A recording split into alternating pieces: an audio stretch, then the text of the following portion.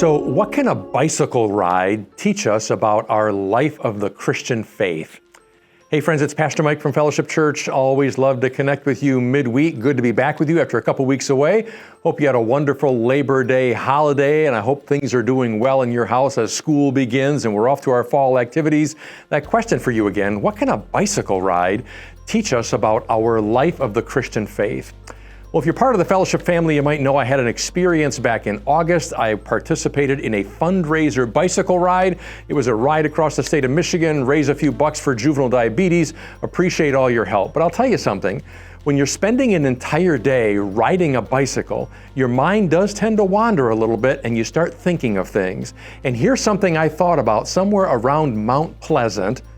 You know, there's some great connections between a long bicycle ride and our life of the Christian faith. I have a couple of thoughts I'd like to share with you over the course of the next several weeks. Here's the first thought for the day. If you're going to engage in some kind of a long bicycle ride, you better have a sense of perseverance.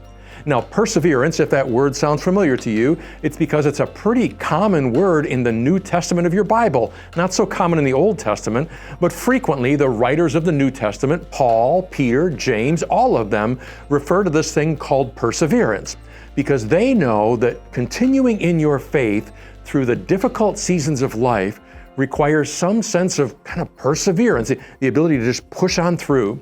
And here's something I learned on a long bicycle ride. At some point in time, during the course of a day, say around 2-3 o'clock in the afternoon, you want to quit pedaling. It usually happens when you're starting to push into a headwind a little bit. Headwinds are not fun on a bicycle. Or maybe it happens about the time you turn a corner and see a hill that looks something like the Rockies or something like that. And you're thinking, I have to pedal up that thing? And halfway up that hill, you're thinking, my legs hurt and I think I want to quit. Well, friends, if you've been a Christian, a follower of Jesus, for any period of time in your life, you've come to your Rockies, haven't you?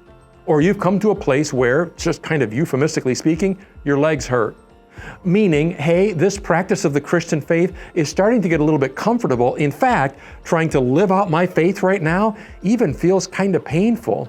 You're not too sure about that? How about forgiving somebody who hurt you again and again and again? How about just pushing through in some area of your Christian faith where you're trying to be like Christ, but it requires some kind of sacrifice? How about doing something that you've been doing over and over and over again, and you're tired of trying to live out this characteristics of Jesus, and yet your faith tells you this is what we do? Well, friends, at some point in time in your Christian faith, you're going to learn the meaning of the word perseverance. And biblically speaking, the word perseverance simply means to stay. About the time that you would want to quit, stop pedaling, drop out of the race, just stop participating altogether because we're not having fun anymore. This is not comfortable. Perseverance says we stay with it. We keep pushing. Even when it's hard to push your way up that hill, even when the headwinds are pushing, perseverance says that even when it's not comfortable to do it anymore, we keep pushing. Why? Because we believe in the end. We're going to talk about that next week.